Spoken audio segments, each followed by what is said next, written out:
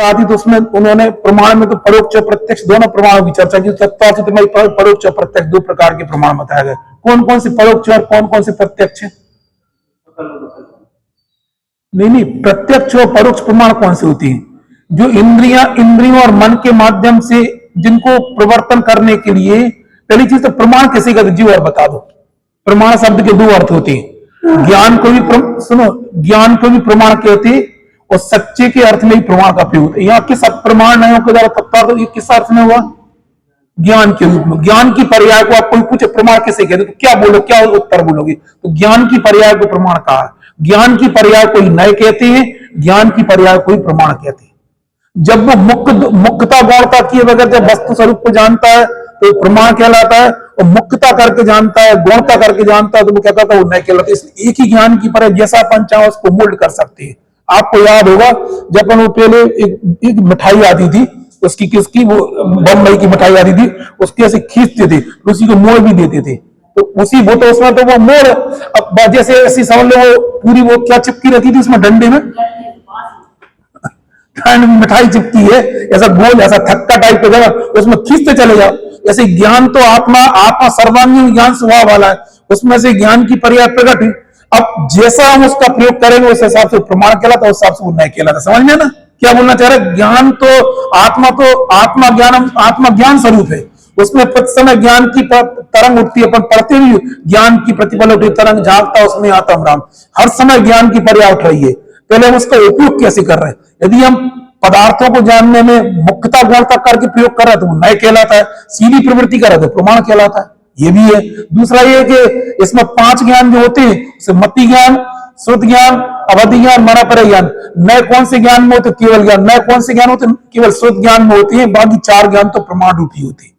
इसमें एक और बात आती, श्रुत ज्ञान के समझ में स्वार्थ भी होता है, परार्थ भी होता है। स्वार्थ परार्थ किस, ये सब आपको न्याय में सब तत्वासूत्र मिलेगी। परार्थ स्वार्थ किसे कहते? जो केवल अपना प्रयोजन साधता उसको स्वार्थ कहते हैं, जो अपना प्रयोजन भी साधता दूसरों का प्रयोजन भी साधता उसको परार्थ भी, वो अपना साधे उसको स्वार्थ परार्थ दोनों बोलते हैं। और कोई ज्ञान नहीं है। 5 ज्ञानों में केवल 4 ज्ञान कैसे हैं? स्वार्थ प्रमाण है।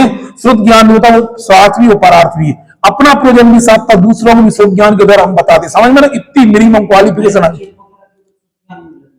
कैसे बोले? नहीं, निक्षेप अलग अलग है। फिर अपन हम बात बता रहे, निक्षेप तो विषय है और नए जानने वाला, नए निक्षेप और नए अपन अंतर समझे। पहले निक्षेप क्या चीज होती है हमने फिर बोला। जैसे निक्षेप को आप समझने पर, जैसे ये आत्मा है, इसकी वर्तमान ज्ञान की पर्याय है, ये तत्व है। इस तत्व को उठा के किसी चीज में हमने स्थापित कर दिया तो नए का विषय निक्षेप होता है। दिमाग प्रमाण का विषय क्या होता है? प्रमेय। बोलो, प्रमाण का विषय प्रमेय होता है और नए का विषय निक्षेप होता है। अब हमारा नया प्रश्न है समझदार लोगों से कि प्रमाण का विषय प्रक्षेप क्यों नहीं होता? बताओ। बहुत सिंपल प्रश्न है, बहुत 20 हमारे 100 बार हम कह चुके। प्रमाण का विषय प्रक्षेप क्यों नहीं होता है, नए का विषय निक्षेप क्यों होता है? ये भी विचार करनी होता है। जो हमने पढ़ा था पहले बचपन में जयनंद वर्णी के, उसमें नए का विषय निक्षेप। बताओ। प्रमाण अभेद वस्तु को जानता है इसलिए नहीं है। देखो बहुत सिंपल सा लॉजिक बता रहे हैं हम तुम्हें। हमने तुम्हें सीधा जाना, जैसे हमने हमारी ज्ञान की पर्याय में ये प्रमाण ज्ञान से हमने जाना, इसमें हमने तुम्हें किसी में स्थापित थोड़ी किया। अब हमने तुम्हें क्या कर दिया? हमने बोला इनका नाम हमने रख दिया मिक्की, तो हमने इस व्यक्ति को उस शब्द में स्थापित, इसलिए निक्षेप हो गया। नहीं, जब आरोपित कथन होता आप निक्षेप बना कैसे? आप मतलब जहां पे छेपण किया, काय में छेपण किया हमने? मिक्की नाम के शब्द इस व्यक्ति को स्थापित, इसलिए फिर बोले प्रमाण का विषय क्या होता? प्रक्षेप नहीं होता। प्रमाण का विषय हमेशा क्या होता है? प्रमेय। अरे प्रमाण का विषय क्या होता है? प्रमेय। और नए का विषय, क्योंकि नए जब भी करेगा तो वस्तु को वो तो करेगा मुक्तता गौणता का कोई ना कोई उसमें उसका जे एक्स्ट्रा उपलब्धि है जो कहीं लिखी नहीं मिलेगी। आपको हमने जिनवाणी पढ़ी थी कि नए का विषय निक्षेप होता है। निक्षेप क्यों होता है? क्योंकि हम कहीं ना कहीं से उसको किसी में स्थापित करते। इधर हम उसको नाम में निक्षेपित कर सकते हैं, हम द्रव्य में निक्षेप, हम उसको स्थापना किसी मूर्ति में भी, अपन भगवान भी तरह दिए। आज से 25 साल पहले भगवान महावीर उनको प्रतिमा में स्थापित कर दिया। आदिनाथ भगवान इतने पहले हो गए, उनको हमने प्रतिमा में स्थापित कर, ये आक्षेप किया हमने विस्तार, और ये नए का विषय निक्षेप बन गया। बहुत विस्तार बहुत है उसकी, गलत जड़ में जाओगे तो बहुत सारी, हम उतनी गहराई में नहीं ले जाना चाह रहे क्योंकि ग्रंथ अपना वो है भी नहीं। लेकिन हमें बताना केवल इतना है याद जरूर जरूर रखो, नहीं तो फिर कभी भी नहीं। 3 शब्द आते, नए, निक्षेप। तो आप कैसे बोलेंगे, जैसे अपन वहां बोलेंगे नए के सामने निक्षेप होगा, प्रमाण के सामने प्रमेय होगा। जी याद रखना, नए के सामने ज्ञाता होगा, प्रमाण के सामने प्रमाता होगा। जानने वाला प्रमाता होता है, जाना प्रमाण के द्वारा जाता है, और जिसको जाना जाता है वो क्या कहलाता है, वो प्रमेय कहलाता है। बोलो, ये तो आपको जगह जगह बोलो, इसी समाचार में लिखा, मैं नहीं बोल रहा इसमें, देखो 3 शब्द दिए प्रमाण के संबंध में उसी 13वीं गाथा की टीका में। ये अपने दिमाग में हमेशा रहना चाहिए। हाँ, क्या क्या क्या नए केवल शुद्ध ज्ञान में लगती है। मति ज्ञान, अवधि ज्ञान, मन पैर ज्ञान, इनमें नहीं लगती। इनमें क्या होता है, तो वस्तु को इनमें नए की आवश्यकता होती, मुक्तता। इसका सबसे फंडामेंटल है, आप याद रखो, जहां मुक्तता गुणता हुई, निक्षेप तो आप एक तरफ धर दो। जहां मुक्तता गुणता हुई वही नए लगते हैं, वो निक्षेप वाली बात तो हम एक तरफ अभी रखा है। और जहां मुक्तता गुणता नहीं है, वो क्या, वो प्रमाण होता है। जो सीधी, जो वस्तु के संबंध में प्रतिनिश्चितता, उसमें शब्द आता प्रतिनिश्चित, सीधी प्रवृत्ति करे, सीधा निश्चित करे, उसमें कोई किसी की आवश्यकता नहीं है। मुक्तता गुणता की वो क्या गलत है। विकल यानी विकल सकल अलग शब्द हो गए। विकल शब्द जो लागू होता है सर्वांग को जाने वो सकल होता है, जो अंश को जाने पूरा नहीं जाने उसको विकल कहते हैं। अलग अलग टाइप की चीजें हैं। फिर आप कहोगे तो विकल तो नहीं भी जानता, वो अलग चीज है। क्योंकि अवधि ज्ञान माना पैर ज्ञान क्या होता, यद्यपि वो केवल ज्ञान की तरह सीधी प्रवृत्ति करता है, बगैर मन इंद्रियों की प्रवृत्ति करता है, लेकिन वो संपूर्ण पदार्थों में, इसलिए उसको विकल कहते हैं। विकल कहने का तात्पर्य क्या है, विकल कहने के अलग अलग अर्थ होते हैं। विकल यानी सकलांग विकलांग, सबको जाने वो सकल है, कम को जाने वो विकल है। तो नए क्या है, एक अंश पे, इसलिए वो विकल है। लेकिन उनके मुकाबले, किनके मुकाबले, केवल ज्ञान के मुकाबले अवधि ज्ञान माना परिज्ञान भी यद्यपि वस्तु को सीधी जानता है, लेकिन कोई मुख्यता वो है ना, पूरी वस्तु को नहीं जानता। उसका विषय केवल क्या है, पुद्गल है। 5 द्रव्य को तो जानते ही नहीं, कौन, इसलिए उसको विकल शब्द नहीं बोलेंगे, एक देश प्रत्यक्ष बोलते उसके लिए, उसको विकल कभी नहीं बोलते। किसको, अवधि मना परिज्ञान को कभी भी है ना विकल नहीं बोला गया। सकलांग विकलांग बोल देना, ये नए प्रमाण के बीच में लागू होता है, उसके लिए क्या बोला गया, सकल प्रत्यक्ष और एक देश प्रत्यक्ष, विकल्प, मतलब कम को जानता हूं, इतनी सी अर्थ है। बिल्कुल। अभी हम क्या बता रहे थे आपके लिए, अपन 13वीं गाथा में क्या बता रहे थे,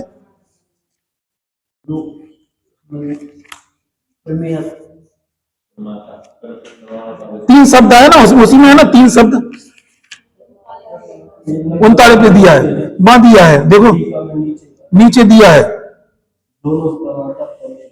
ये लिखा प्रमाता, प्रमाण और प्रमेय। कहीं कहीं जिनमाई में 4 शब्द मिलेंगे, प्रमिति भी मिलेगा। हम इसलिए सब चीजें बताना चाह रहे हैं, 3 शब्द नहीं मिले, दोनों प्रमाता, प्रमाता, प्रमाण और प्रमेय के। प्रमाता कैसे कहते हैं, जानने वाला प्रमाता कहलाता है, ज्ञान को प्रमाण बोलते हैं, और जिसको जानते हैं वो प्रमेय बोला जाता है। बोलो, जो व्यक्ति जान रहा है उस व्यक्ति का बोलेंगे प्रमाता, और जिस ज्ञान के द्वारा जानता है उसके बोलते प्रमाण, और जिसको जानता वो। और एक नया सा प्रमिति, प्रमिति यानी क्रिया, क्रिया जो होती है प्रोसेस, जानने की क्रिया को प्रमिति भी बोलते। चौथा शब्द इसमें दिया नहीं, इसलिए उसको गर्भित कर लेना, समझ में ना।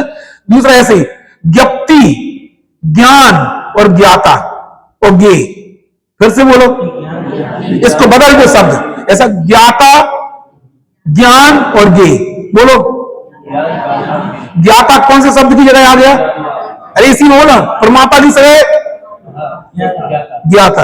ये ज्ञाता शब्द कॉमन हो जाएगा, वो नए में भी लागू होगा, और जे प्रमाण प्रमाता का होगा केवल प्रमाण में लागू होगा। नहीं ऐसा कॉमन शब्द क्या चलेगा जन्मानी, बोलो ज्ञाता, ज्ञान, ज्ञान किसकी जगह आ गया है, प्रमाण की जगह, और वहां प्रमेय की जगह ये होगा। और यहाँ पे प्रमिति की जगह क्या होगी, ज्ञप्ति। ज्ञप्ति है ना जानन क्रिया। छेड़ाला में पढ़ते, अब छेड़ाला में बोल के होता जा ज्ञान ये का विकल्प ज्ञप्ति शब्द है, उसमें नहीं आया, नहीं आया उसमें है? जहां ध्यान ध्याता ध्येय का विकल्प भेदना, जहां चित भाव कर्म चिरेश करता चेतना क्रिया, तहां तीनों अभिन्न अखंड सदुपयोग की निश्चल दशा। हाँ, हम भी बोलना चाह रहे 24 घंटे में कुछ तो अपने लिए अंदर से है ना, अंदर से उल्लास और आह्लाद आना चाहिए, संसार को छोड़ने का वीर्य छलना चाहिए, रमने का प्रसाद नहीं चल रहा है। मतलब ऐसी केवल ये तो जानकारियां अपन पढ़ दे रहे हैं, हम भी आपको इसमें से पढ़ के कुछ अंदर से। अभी आज हमने एक प्रवचन डाला था महाराज जी का, समय पता नहीं वो रिपीटेड होता है, हमें दिक्कत नहीं होती, हमें कुछ अंतर नहीं पड़ता, अच्छा लगता है इसलिए कुछ भी सुन लेते नहीं। तुमका भाई सब वही का वही कहा रिपीट, क्योंकि उसमें ऐसे रिपीट अभी तो रास्ते में चल रहा दिखते नहीं, बहुत मार्मिक बिंदु उठाते हैं एक्चुअली है बहुत ही। माँ उसी का हमने ऊपर से उसका पहला बिंदु क्या लिखा था उसमें, हम भी भूल जाते, भुलक्कड़ आदमी, सुन लेते, सुनने में अच्छा लगता है बिल्कुल। और क्या बताओ, बहुत मार्मिक बिंदु था, शुरुआती उन्होंने जो उठाई थी ना, वही हमने पॉइंट बना के फिर डाल दिया था उसमें। चलो हमें नहीं कहना है, आप बोलो, आप ही सुनाते, आप उनका क्यों सुनाते हो, क्योंकि हमें अच्छा लगता है इसलिए हम सुनाते हैं, इसलिए समझ में आ रहा। हाँ कुछ बोल रहे कोई, सब जन आंख मुझ रहा है, याद कहीं नहीं आ रहा भुलक्कड़। चलो हाँ, वो तो उसके आगे मैंने समझ लो बहुत सारी अच्छी चीज, मैंने कहा अभी कितने पॉइंट बता। हाँ बोलो, शोभना को अच्छी लगी, मतलब सबको अच्छी लगी, इसलिए बोलना चाह रहे हैं।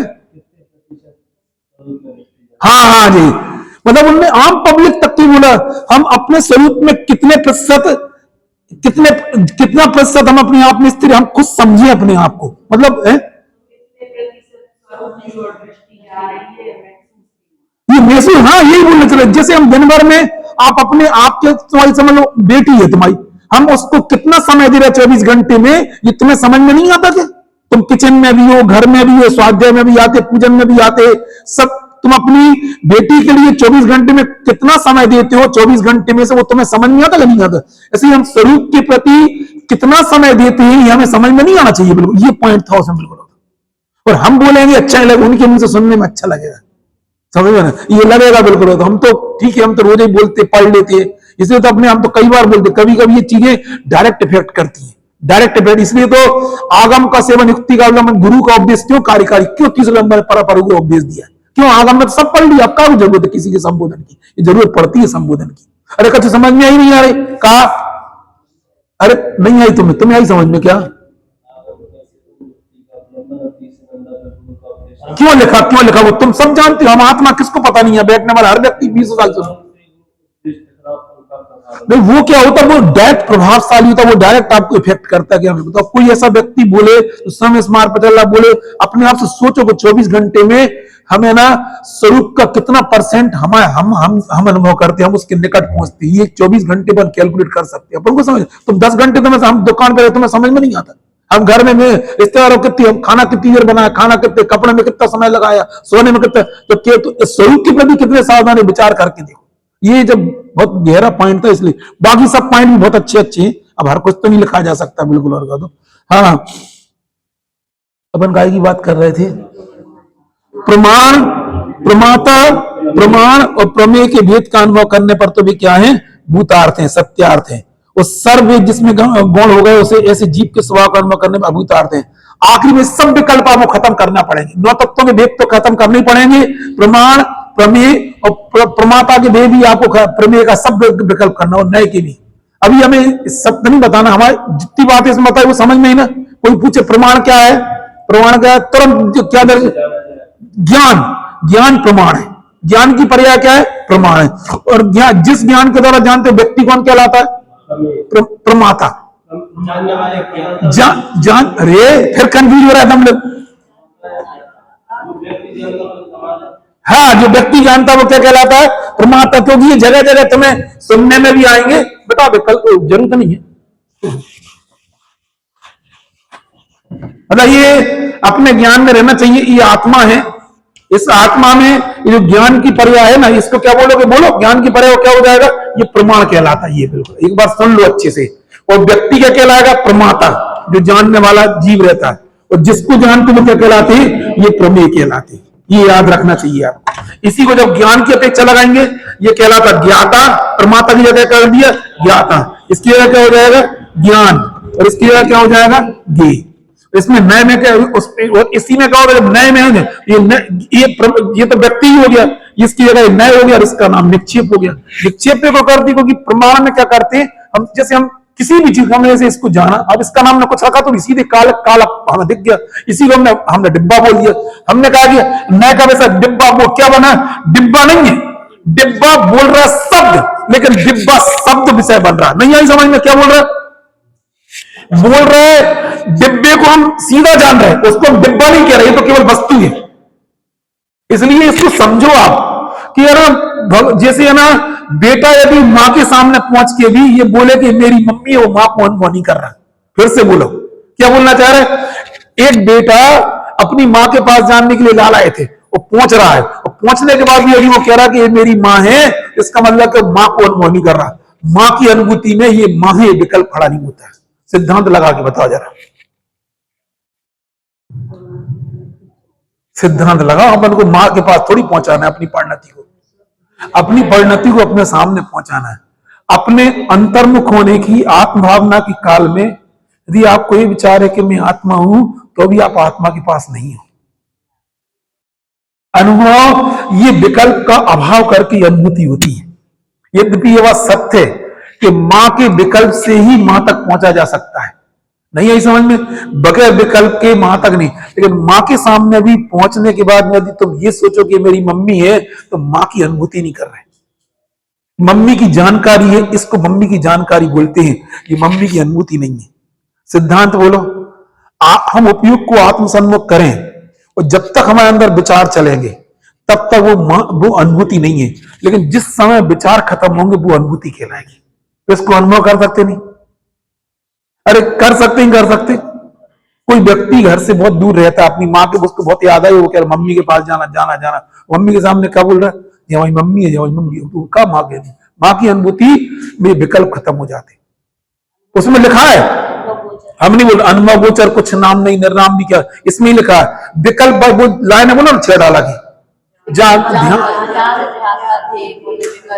न विकल्प बच भेद ना जहां, हाँ वहां भी यही सब लिखा है। वहां पे ये सब विकल्प नहीं होती कि मैं जानने वाला और ज्ञान मतलब मैं अपने आप को जान, ये विकल्प कुछ नहीं होती। मैं ज्ञायक हूं, ये विकल्प भी नहीं है। मैं आत्मा, ये विकल्प भी नहीं होती। हम ये बोल रहे, ये मालूम हम क्यों ऐसी बात हम बोल रहे हैं? इनको कभी उपयोग भी करें 24 घंटे में, इनके लिए प्रयास करेंगे, 100 बार प्रयास करोगे आप 101 बार जरूर सफल होगे।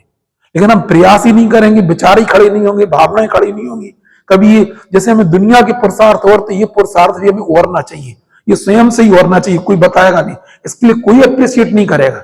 हम आपको इधर बुला सकते हैं, लेकिन आपको आपके पास भेजने के लिए आपको खुद ही उससे, ये तो महाराज जी बहुत बोल रहे हैं, अभी 20 बार बोल रहे हैं। आचार्य श्री ने दीक्षा देते समय बोला था, हमने श्रवण बना दिया, श्रावण तो तुम अपने अंदर प्रकट करो। वो थोड़ी 24 घंटे तुम्हारे ऊपर, इतने सारा संघ है। अब इन्हें कौन सा संघ वास्तव में समर्पण का उपयोग कर रहा है कौन जानता, खुद जाने। 24 घंटे किसी, हम तो आपके क्रियाकलाप, हम तो आपको रत्नत्र व्यवहार रत्नत्र पलवा सकते हैं, निश्चय रत्नत्र तुम्हें खुद बनना उस मार्ग में खुद। अरे समझ में ही नहीं है। हम आत्मा के बारे में बता सकते हैं, आत्मा की अनुभूति आपको खुद करना है। और हम अब कम से कम ये कॉन्सेप्ट भी आप अपने दिमाग से निकाल दो कि हम श्रावक लोग, हम तो अब ये सब महाराज जी का काम है। जब महाराज जी खुद ही कह रहे, कौन से कह रहे, क्या कह रहे? अब ये कॉन्सेप्ट है, इसमें कंफ्यूज भी मत होना कि अब महाराज जी तो कह दे, अब कोई महाराज जी ऐसा बोलेंगे जो श्राप होगा ही नहीं, शुद्धोपयोग तो जी कहां चक्कर पड़ गया यार, क्या शुद्धोपयोग? अरे हम आत्मा है, हमें अपने पास जाना अच्छा लगता। मानो हम सारी थ्योरी एक तरफ कर दो कि चौथे बड़े स्थान में शुद्धोपयोग, हम कभी इन चीजों पर वो नहीं करते। उनने आज ही अब भी मैं सुन के आया एक पॉइंट, उन्होंने बहुत मारे में बोला, उन्होंने बोला था हमें आचार्य श्री ने समझा था, कभी किसी जीवन में बोला नहीं, बस विश्व कल्याण की भावना रखना, लेकिन विश्व के पीछे मत पड़ना। ये तुम्हें सामान पॉइंट लग रहा है, मुझे जीवन में किसी भी, हम आपको कोई किसी चीज में उलझना नहीं चाह रहे। तब तो चर्चा के नाम पर उलझो तो उलझो, लेकिन वो हमारे संकलेश का कारण नहीं बने, हमें नहीं उलझना। लेकिन जब इतनी बड़ी बात कोई सामने वाला कह रहा है, हम कितने % में स्वरूप अनुभव करते हैं, स्वरूप, इससे बड़ा वो कॉन्सेप्ट क्या हो सकता है? अब उस स्वरूप अनुभव को तुम्हें क्या कहना है? शुद्धोपयोग कहो, सोपयोग कहो, हमें पता नहीं, कुछ नहीं क्यों, कुछ नहीं, हमें कुछ चक्कर नहीं बढ़ना। क्या बोलो? शुद्धोपयोग बोलो, सोपयोग बोलो, चौथे बड़े स्थान में होता नहीं होता, आत्मानुभूति होती है, शुद्धोपयोग में क्या चक्कर है पड़ना? इससे बड़ा प्रमाण क्या हो सकता है? बोलो बताओ, तो कितने % में? फिर से बोलना क्या पॉइंट था? ये तुम अपने करके देखो, बस इसी में तुम्हें शब्द में उलझने में, इतना सुंदर कॉन्सेप्ट है ये। तुम कितने अंदर, तुम कई तरह के, तुम फिर यहाँ पे अभी जरा तुम्हें संसार में 50 तरह के लोग मिलेंगे। कोई बोलेगा अरे कहाँ भी घर गृहस्थी में रह कहा तुम काम, अच्छा शुद्धोपयोग की भावना, शुद्धोहम, ये सब का गलत कॉन्सेप्ट है क्या? बिल्कुल। और फिर बताओ, इसलिए कभी नहीं उलझना जीवन में, अपना अपना निर्णय अपने जीवन में अपने पास रखना। चर्चा करना कहीं मना, लेकिन अपने अंदर के निर्णय अपने स्वयं की होना चाहिए। और वही लोग उलझते हैं जो जीवन में ना इनमें डामर और पता नहीं ऐसा लगा ऐसा लगा। अपने खुद के निर्णय खुद अपने पास रखो, तो खुद हमें, हम आत्मा और हमें अपने नजदीक। और इससे बड़ा प्रमाण, इतने बड़े इस मोक्ष मार्ग पे चलने वाले स्वयं अपने, ये सब पूरी आम पब्लिक के लिए कह रहा है कि आप पहले अपना निर्णय करो, हम खड़े कहां पे। बिल्कुल इससे बड़ा प्रमाण और क्या हो सकता है। बोलो चले अपन कहां चले। इसमें बच्चा ऐसा क्या लिखा, दोनों प्रमाण करने की भेद का अनुभव कर रहे थे। हाँ ठीक है ना, जीव के स्वभाव का अनुभव करना। बस जी तो हम ये इतनी देर से कह रहे, हम जी कह रहे अभी जो अपन समझ रहे, समझाने का भाव कर रहा है, सब भेद गलत है कि सही है, जो हम अभी समझा रहे गलत समझा रहे कैसे, ये प्रक्रिया गलत है कि सही है। लेकिन इसमें आत्मा का अनुभव नहीं करा। आत्मा का अनुभव करने के लिए इंसान हमें आपका विकल्प भी छोड़ना पड़ेगा, ये चित्र बनाना भी छोड़ना पड़ेगा। ये कहना चाह रहे हम समझा रहे हैं, ये जानने वाला है, ये जानने में आने वाला है। ये विकल्प भी कब कब अभूतार्थ हो जाएंगे, इस अनुभव के लिए आपको प्रेरणा कर रहा है कि तुम अनुभव करो, तुम ये विकल्प मत करो। नहीं है यही है इसका अर्थ कि अभी हम क्या समझा रहे, अरे मैं जानने वाला, ये प्रमाता हो गया। मैं जानता हूं काय के द्वारा, प्रमाण के द्वारा इसको जानता हूं। ये क्या, ये सही है कि गलत है, ये सही है। लेकिन क्या लिखा है, लेकिन सर्ववेद जिसमें विलय होगा। अब थोड़ी देर के लिए हम आपसे विकल्प हटा के हम अब निर्विकल्प होने के लिए, ये उस समय ये सब विकल्प नहीं, ये तो यही तो इसका अर्थ हो क्या इसी। हाँ बोलो, भूतार्थ मतलब सही है। भूतार्थ कब, जब हम समझा रहे हैं ना, समझाने की प्रक्रिया सही है। जब आप अनुभव करने में, तो ये है ही नहीं अभूतार्थ मतलब ये है नहीं, इसका अर्थ नहीं है। उस काल में ऐसे विकल्प पड़े नहीं, इसलिए वो अभूतार्थ नहीं है कि इसका बस इतना ही अर्थ है। जिस समय अभी बैठो ना आप, ये प्रयुक्त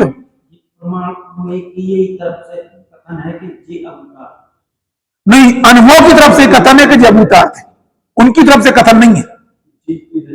अनुभव के काल में ये अभूतार्थ है। फिर क्या बोलना चाह रहे, अनुभव के काल में वो अभूतार्थ है।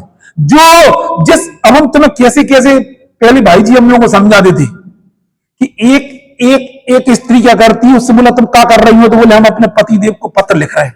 हम लोग ऐसे समझो कि पहले पत्र ही चलते थे, पहले मोबाइल वहां चलता नहीं था। क्या कर रहे हैं, पत्र। वो सामने बैठा, उसको चुप बैठ, अभी तेरे लिए पत्र लिख रहा हूं। तो क्या कह रहा है वो मूर्ख नहीं आई समझ, क्या कह रहे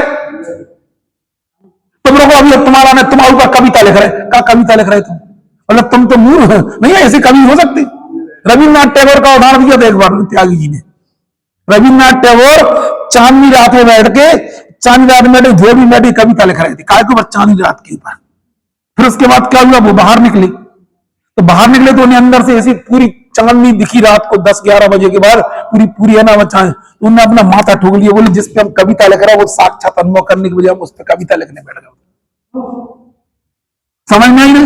तो हम ये बोलना चाह रहे अभूतार्थ का मतलब वे अपने आप में अभूतार्थ नहीं है, लेकिन अनुभव के काल में भी नहीं होते, इसलिए उनको अभूतार्थ कहा गया। कई लोग ऐसे होते हैं ठल्ला मारते, बिल्कुल मतलब बहुत सारे काम। कई लोग क्या, कई महिलाएं ऐसी होती हैं, आदमी आता तो उसको टेढ़ी नजर देखेंगी और उसके लिए दुनिया की चीजें तैयार करेंगी। ऐसे भी होती है, असमझदार प्रकृति होती है। समझ नहीं आई, समझ में तुम दो बोल अच्छे से बोल लो वो ज्यादा अच्छा है, चाहे दो आइटम कम खिला दो, नहीं आई समझ में।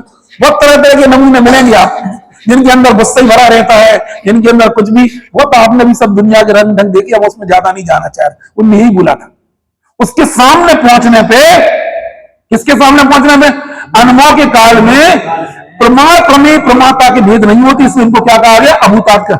अनुभव ने उसको अभूतार्थ कहा, उसने अपने आप को अभूतार्थ नहीं कहा। समझ में ना। अब हम वापस मूल विषय पे आ रहे हैं, जो हमने छोड़ा था विषय। हमने आपको बोला था कि इस पूरी टीका पे छाया किसकी है, तत्वार्थ की छाया है। लेकिन तत्वार्थ में द्रव्यार्थिक पर्यार्थिक न्याय नहीं आए हैं, उनकी जगह कौन से न्याय आए, निगम संग्रह आदि आए। तो हमने इस पे प्रकरण शुरू किया था, इसमें 7 नए अपन में उस दिन पढ़ रहे थे। 7 नए में कितने नए द्रव्यार्थिक, कितने पर्यार्थिक नए बोलो, निगम नए, संग्रह नए और व्यवहार नए, द्रव्यार्थिक नए और ऋजु सूत्र नए, शब्द नए, समग्र एवं नए, पर्यार्थिक नए। इनको पर्यार्थिक नए क्यों बोलते, पर्याय को विषय बनाए वो पर्यार्थिक नए, जो द्रव्य को विषय बनाए वो द्रव्यार्थिक नए। इसके आधार पर अपन चले गए थे कि संग्रह, सबको संग्रहने का स्वरूप भी हमने बताया था, व्यवहारने का स्वरूप बताया था। संग्रहने क्या करता है, संग्रहित करता। किसके आधार पर संग्रहित करता? जो उनमें कॉमन विशेषता होती है उसके आधार पर उसको संग्रहित करता है, और व्यवहार में क्या करता है? अभेद में भेद करता है। वो किसी विशेषता का भेद करता है। जो निश्चय में व्यवहार में का व्यवहार है वो अलग है, और जी यहाँ का जो व्यवहार में वो अलग है। लेकिन एक नया नया यहाँ पर इसको संकल्प ग्राही निगम में बोलती है। वो यदि भी द्रव्यार्थ भी, उसके लिए हमने बोला था, उसमें 3 प्रकार के जगत खड़े किए थे। कौन कौन से? एक ज्ञानात्मक जगत, एक अर्थात्मक जगत, एक शब्दात्मक जगत। समझ में? ऐसे ही उनको डिवाइडेड कर सकते हैं। जब अपन ऐसी बात करते हैं, उसी में डॉक्टर साहब ने लिखा भी है कि निगमनय का विषय ज्ञानात्मक जगत होता है, और है ना, और इनका भी मुख्यता से बोलना चाह रहे हैं। कौन का? और बाकी संग्रहणय और व्यवहारनय का विषय मुख्यता से कौन होता है? अर्थात्मक जगत। और शब्दनय, समझ इन सब का ऋजु सूचना का विषय भी अर्थात्मक जगत, और शब्द समझ तो इनका शब्दात्मक। मुख्यता गौणता की बात कर रहे हैं। बाकी सभी में शब्दात्मक भी होती है, अर्थात्मक भी होती है, और ज्ञानात्मक। वो थोड़ा सा उठाओ, तो पुस्तक उठाओ, 10 मिनट में आज पूरा कर देंगे, फिर अपन वापस उसी टीका पे आएंगे। समझ? नए चक्र की जब तक नए की परिभाषा पढ़ लें, इसमें से नए 2 प्रकार के होते हैं, द्रव्यार्थिक और पर्यार्थिक। वहां द्रव्य पर्यासन वस्तु में द्रव्य का मुख्यता से अन्वय कराया तो द्रव्यार्थिक नय है, एक हमें भी दे देना। और पर्याय का मुख्यता से अन्वय कराया तो पर्यार्थिक नय है। ये दोनों नय द्रव्य और पर्याय का पर्याय से अन्वय करने पर तो भूतार्थ है, सत्यार्थ है। और द्रव्य तथा पर्याय दोनों से अनालिंगित शुद्ध वस्तु माप जीव के चेतन का अनुभव करने पर भी अभूतार्थ है। ये बार बार अपन समझे, किस काल में अभूतार्थ है? नए अनुभव के काल में। प्रमाण प्रमेय प्रमाता का विकल्प कब अभूतार्थ है?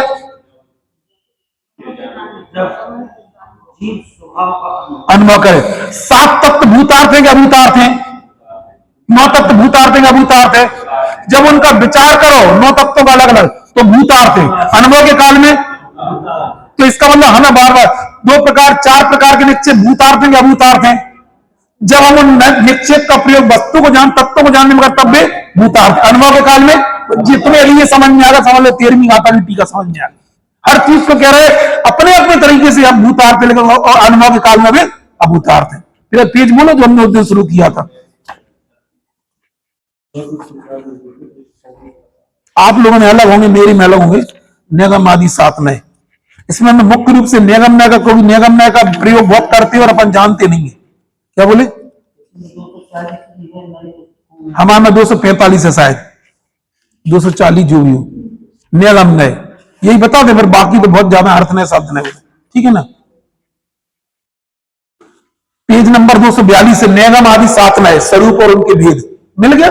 हाँ, निगम ने संग्रहण की चर्चा करा लिया, तत्वार्थ सूत्र में आई है। इसमें और प्रवचन सार समय सार में कही द्रव्यार्थिक पर्यार्थिक, लेकिन निगम ने जो 7 में, उसमें कितने द्रव्यार्थिक कितने पर्यार्थिक हैं? 4 पर्याय। इतना ही याद रखो, अभी जगत मगत एक तरफ कर दो तुम। ठीक है ना? अब मूलनयों के रूप में मिल गया, मूलनयों के रूप मिल गया। निगम आदि 7 नए, स्वरूप एवं भेद मिला। मूलनयों के रूप में निश्चय व्यवहार द्रव्यार्थिक पर्यार्थिक नयों का तथा ज्ञान नय अर्थ में शब्द नय की चर्चा अपेक्षित विस्तार के साथ हो चुकी है। अब निगम आदि 7 नयों की चर्चा प्रसंग प्राप्त है। निगम आदि 7 नय में प्रकारांतर से द्रव्यार्थिक पर्यार्थिक के उत्तर भेद हैं। उक्त संदर्भ में धवल ग्रंथ का निम्नांक कथन द्रष्टव्य है। इस प्रकार वह इस प्रकार वह नय 2 प्रकार का है, द्रव्यार्थिक पर्यार्थिक। वहां जो द्रव्यार्थिक है वह 3 प्रकार का। कौन कौन सा? निगम नय, संग्रह नय और व्यवहार नय। और पर्यार्थिक कितने प्रकार का है? 4 प्रकार। ऋजु सूत्र, शब्द, समझ एवं भूत नय। निगम नय, उक्त नयों में निगम नय संकल्प मात्र का ग्राहक हो, जैसा कि कहते तत्व संकल्प मात्र ग्राहको निगमो नया। इसका उदाहरण देते हुए आचार्य पूज्यपाद स्वामी बोलते हैं। आपको पता है इनका पूज्यपाद स्वामी का नाम पूज्यपाद क्यों पड़ा? जेवी महाराज जी ने एक दिन बताया था। तो बोले पूज्यपाद क्यों पड़ा, आपको पता है? नहीं, हमने उनका नहीं, वीर सागर जी के मुझे सुना था कि पूज्यपाद क्यों पड़ा।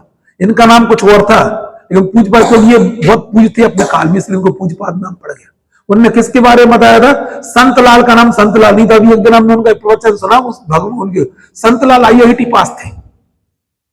नहीं आ रही समझ में? संतलाल कौन? संतलाल कवि जी ने बना वो हम समझ नहीं पाए। एक दिन हमने पूरे उनमें वीर सागर जी ने बहुत खोज की उनके ऊपर, वो रुड़की से पढ़े थे, उनका उनका उनका आईआईटी करने उनका मन नहीं लगा। सुबह है ना बोले केला की दुकान पर बैठ गए और आम छोटा बगीचा था उसमें काम करते थे, अपनी करते थे। आईआईटी पास आउट थे उस समय के।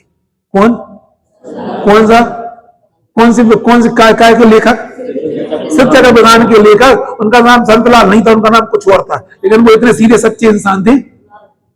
लाल सिंह था, लालचंद, इतने सीधे सच्चे इंसान थे कि लोग उनको संतलाल कहते थे, भैया संत भाई है। हमें अभी हमें प्रवचन मिल जाएगा तो उनका उनका है ना, वीर सागर जी ने बहुत रिसर्च की उनके ऊपर। आप कल्पना कर सकते, आज से 50 साल 100 साल पहले कोई व्यक्ति आईआईटी पास आउट पिलानी से बिल्ड यहां से, और वो है ना वो कौन सा विधान लिखने बैठ गया, उनके बारे में सब विधान लिखेगा, लेकिन उनने कह दिया था हम जैसा विधान नहीं लिख सकते, हम लेखनी नहीं चला रहे। इनने बोला था पवैया जी ने 50 तरह के, उनने हम उनके सामने सिर्फ चक्र विधान का कोई विकल्प नहीं है हमारे पास, ना हमारे पास इतनी ताकत है कि उसका हम समानांतर में कोई दूसरा विधान रख सके। समझ में ना, उन्हीं से सुनेंगे कभी अपन। कौन से?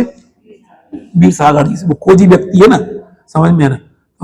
हम पता नहीं क्या है। अब उनने पूजपाठ स्वामी का बताया था, पूजपाठ स्वामी का नाम पूजपाठ स्वामी नहीं था, कुछ और था, लेकिन इतने अपने युग में इतने ज्यादा पूज्यता थी उनके जीवन, इसलिए उनका नाम पूजपाठ पड़ा था। ये उन्होंने रिसर्च करके बताया था।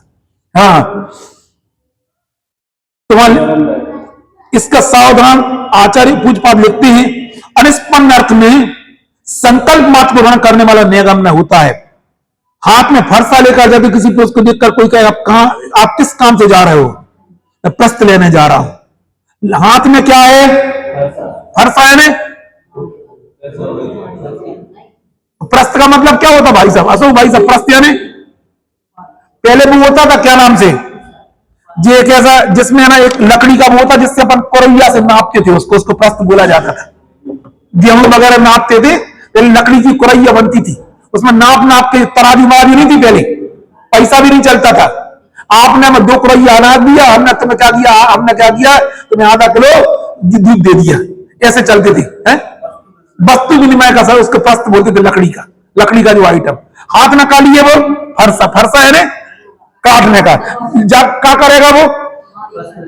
नहीं जाकर करेगा, अभी जंगल जाएगा, लकड़ी काटेगा, काट के प्रस्थ बनाएगा, और क्या कर रहे हैं, क्या लेने जा रहे हैं? प्रस्थ मस्त्या नहीं, हाथ में फरसा लिखे रहे प्रस्थ, ये प्रयोग करते हैं। इसको बोलते हैं निगम्य का काम है। सुन लो, नहीं तो अच्छे सुन लो, कोई कभी पता नहीं आप लोग कितने लोगों ने निगम्य का स्वरूप पढ़ा है, इतना गहरा है ये निगम्य, समझ में ना। अनिष्पन्न अर्थ में, अनिष्पन्न यानी जो काम अभी हुआ ही नहीं है, फिर भी क्या कहना, उसको वर्तमान में कहना, वो क्या कहलाएगा? ये निगम्य का काम है। मैं प्रश्न लग जाए, यद्यपि इस समय में प्रश्न पर्याय, अभी पर्याय है क्या उसमें? अभी पर्याय तो पैदा नहीं हुई, काय में उस लकड़ी में पैदा, तो भी क्या कहता, प्रश्न लेने जा रहा हूं।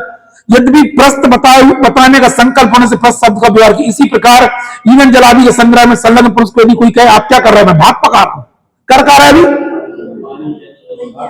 तैयारी कर रहे हैं। महिला तो रोज प्रयोग करती है, हम समझ लो, तो कौन का नाम ले, इधर से इधर कोई का नाम भी ले ले। अब आप ही यहाँ कोई पहुंच जाए, और भाई साहब 2-4 जनों को लेके पहुंचा के लेके, तो क्या लेकर बस अब 2 मिनट में मरी जा रहा है। अब कछुआ नहीं, पानी छनो नहीं, तो तुम रुको तो 10 मिनट तो रुको, बिल्कुल बस भाई भोजन तैयार, 10 मिनट भोजन तैयार, तैयारी दिखाने लगो, क्या बोलो, ये सब काय का काम है?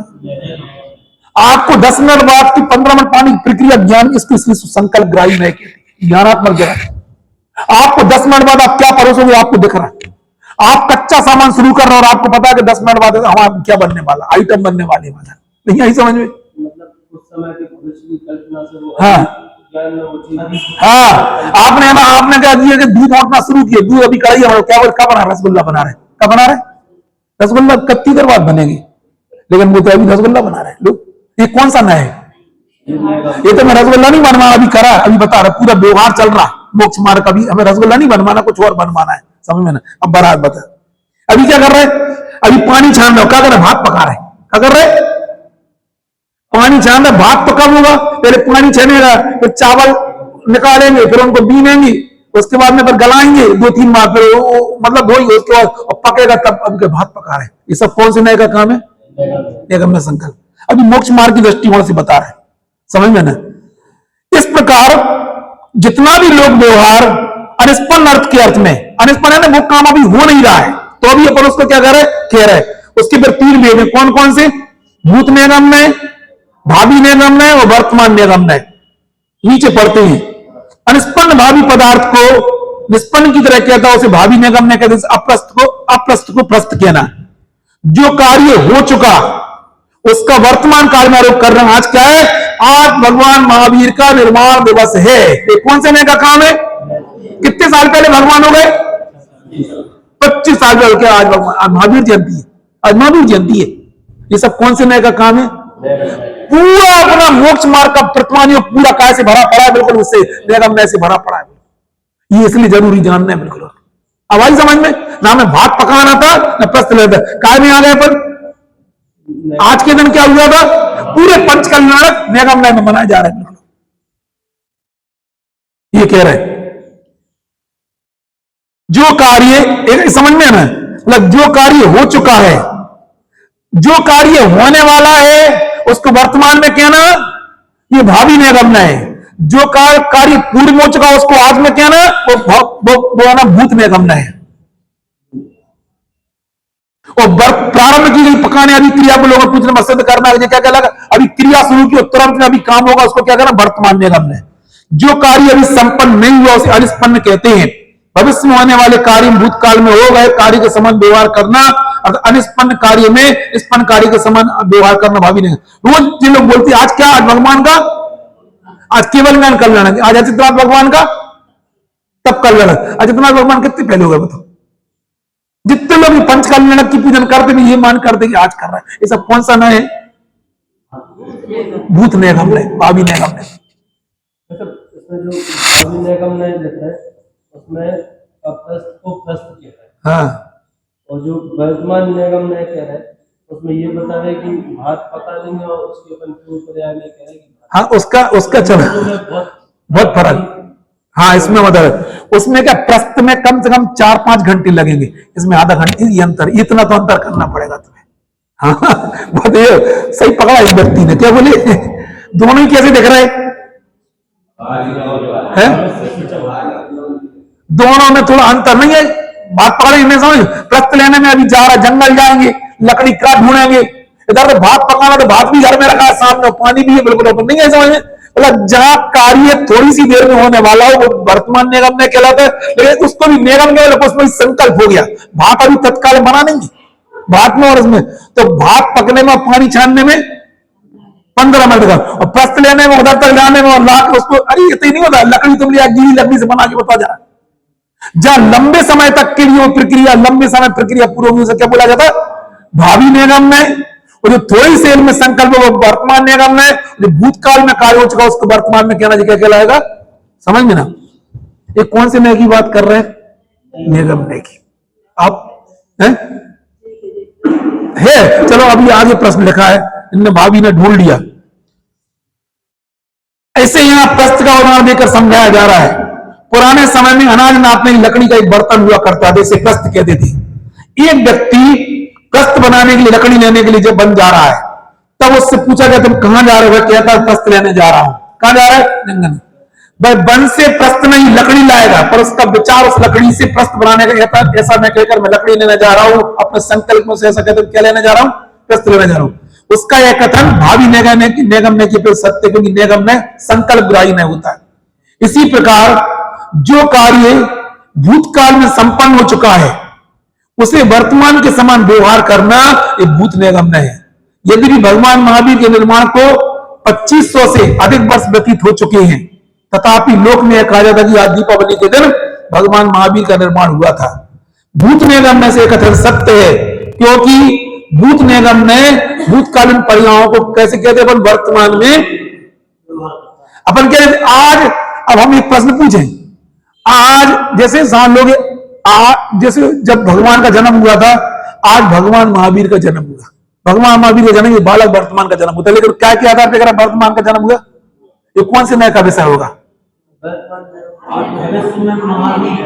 बनेंगे तो कौन सा? उसको भावी निगमनय से उनको वर्तमान में अपन भगवान के रहे। विस्तार बहुत होती है, लोग पे ऐसे प्रश्न खड़े होते, सब आएंगे इन चीजों में। यहां जो आरंभ किए गए कार्य में संपन्न कार्य के समान व्यवहार करता हुआ वर्तमान निगमनय है। अभी इसलिए अब जब बहुत मार में प्रश्न आया, वो कार्य शुरू हो चुका, कौन सा? भात पकाने का। इसे भात पकाने की क्रिया को उदाहरण देकर समझा जाए। पके हुए चावल को भात कहते हैं। कोई व्यक्ति चावल पकाने के संकल्प पूर्वक चावल धोने आदि कार्य में लगा, यदि उसके अभी चूल्हा भी नहीं जलाया है, यह पूछे जाने पर यह नहीं, वह यही कहता कि मैं भात पका रहा हूं, उसका यह कहना। यहां पर अब तुम्हारा प्रश्न आ गया।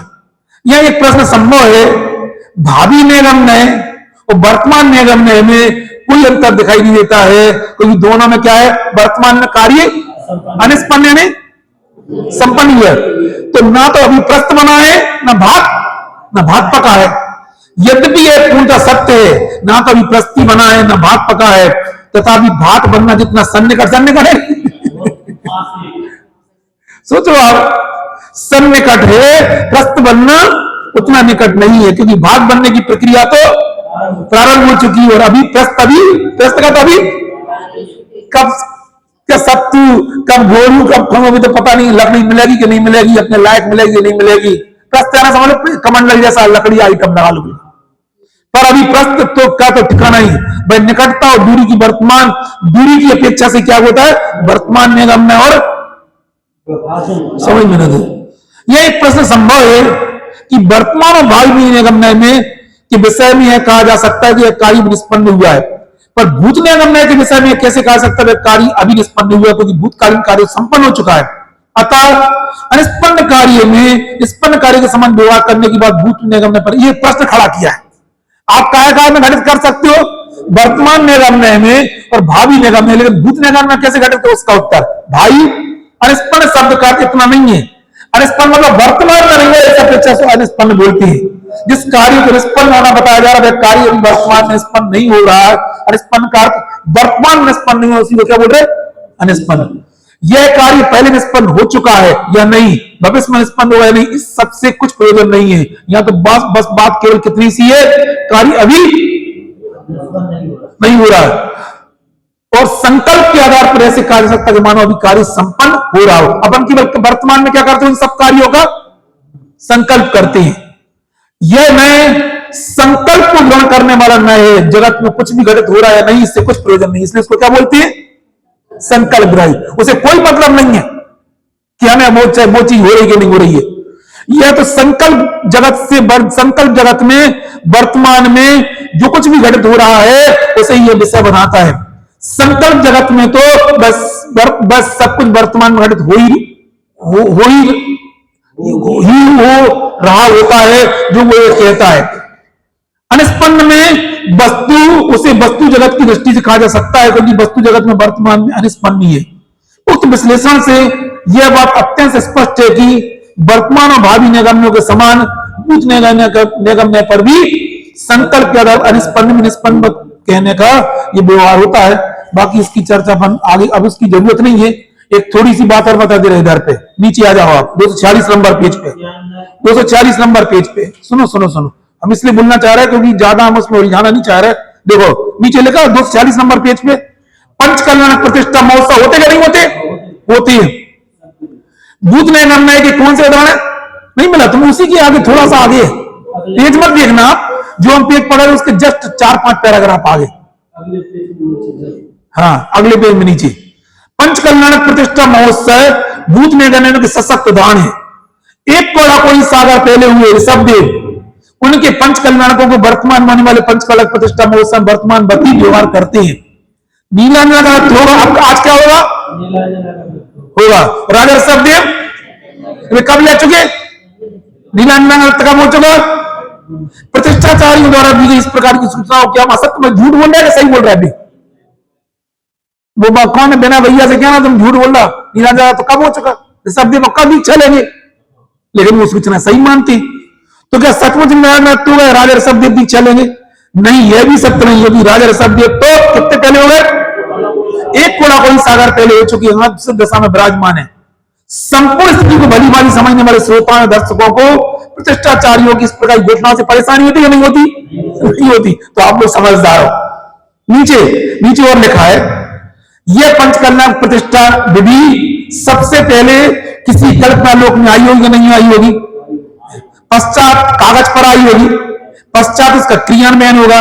ये सब कल्पना लोक में आती, इसलिए इसको क्या बोला था, निगमनय बोला।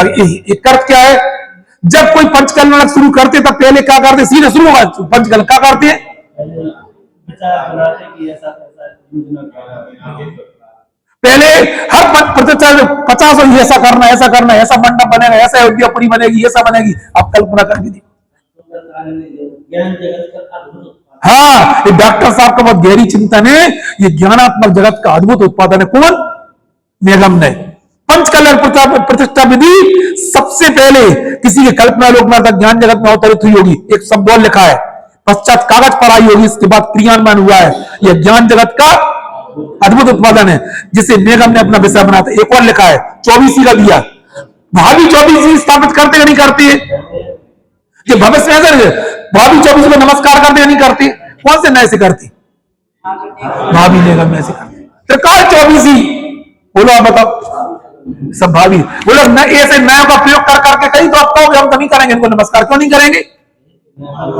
आप मालूम, आप जिनको आप नमस्कार करते हो 24 में वर्तमान में कहां पे पता है? कौन सी नरक में?